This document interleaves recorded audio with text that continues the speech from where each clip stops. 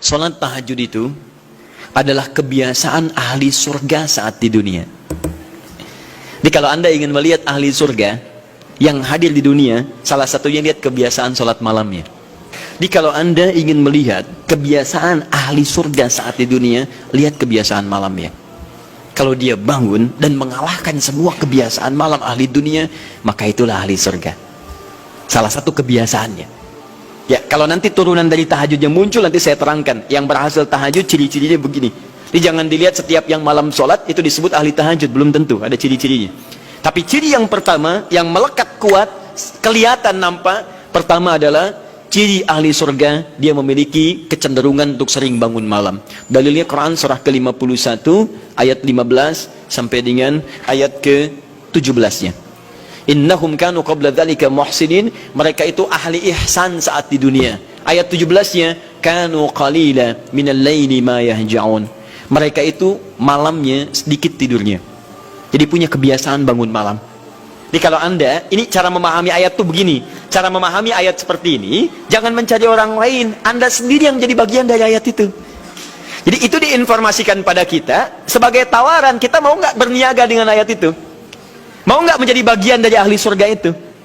Jadi jangan sibuk mencari kebiasaan orang. Kenapa Anda tidak membiasakan diri jadi bagiannya? Bismillahirrahmanirrahim. Ikhwas sekalian, saudara-saudariku, salat tahajud, seperti kami sampaikan di pertemuan lalu, adalah salat yang sangat penting.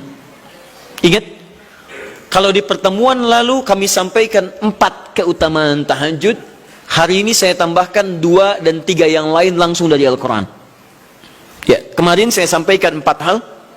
1, masih ingat Quran surah ke-17 ayat 79 sampai dengan 81 itu.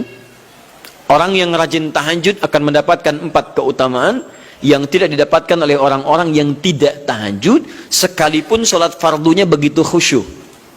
Di antum sholat fardu khusyuk, bagus, tapi nggak tahajud, nggak dapat 4 keutamaan itu. Ini sudah saya bahas panjang lebar di pertemuan lalu, saya hanya sebutkan cepat saja. 1, Allah akan mengangkat karir, pekerjaan atau aktivitasnya di tempat yang terbaik. Ya, jadi kalau antum misalnya pengusaha, atau orang karir di kantor dan sebagainya, itu akan cenderung kemudian ditolong oleh Allah, diangkat ke tempat yang terbaik. Terbaik itu tidak harus puncak yang paling tinggi, direktur tidak misalnya, tapi tempat yang bisa membuat nyaman hidup Anda, sholat bisa nyaman, bergaul juga nyaman, dan tenang kehidupannya. Mungkin level Anda nggak sampai puncak ya direktur utama, mungkin direktur 1, 2 gitu ya, tapi Anda dijauhkan dari hal-hal yang maksiat, dijauhkan, sholatnya enak, punya ruangan nyaman dan sebagainya. 2, Allah akan bimbing setiap ahli tahajud.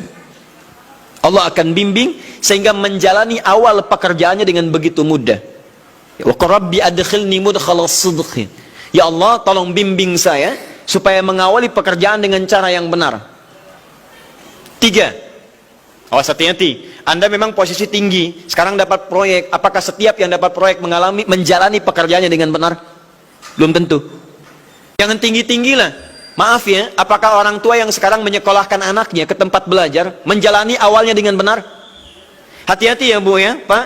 Bapak Ibu menyekolahkan anak dengan awal yang salah, maka memberikan jalan keburukan ketika dia belajar. Saya katakan jangan pernah Anda masukkan anak Anda ke sekolah dengan menyogok. Bayar sekian supaya masuk, menyalahi aturan. Kalau awalnya sudah salah, bagaimana anak Anda bisa belajar dengan benar?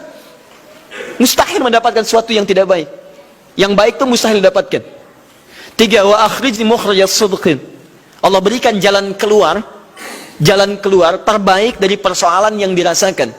Di ahli tahajud itu setiap punya masalah, bukan nggak dapat masalah ya, bukan tidak bermasalah hidupnya. Dia mendapat ujian juga. Cuman sebelum diuji, diringankan masalahnya. Sehingga seakan-akan nggak punya masalah. Padahal sama dengan yang lain, cuma saat akan dia lalui, Allah ringankan persoalannya sehingga mudah dilalui. Dan yang keempat ini yang hebat. Ya, waj'alni min ladunka sultanan nasira. Allah akan tolong langsung orang ini ketika ada lingkungan sekitar yang akan menyakiti atau menjahilinya. Kalau diisengi orang, diganggu orang dan sebagainya, ini orang-orang seperti ini langsung mendapatkan perlindungan dari Allah Subhanahu wa taala. Ada satu kali, ini kisah nyata, seorang saleh ahli tahajud, sampai saking ahli tahajudnya tidak ingin meninggalkan kebiasaan ini.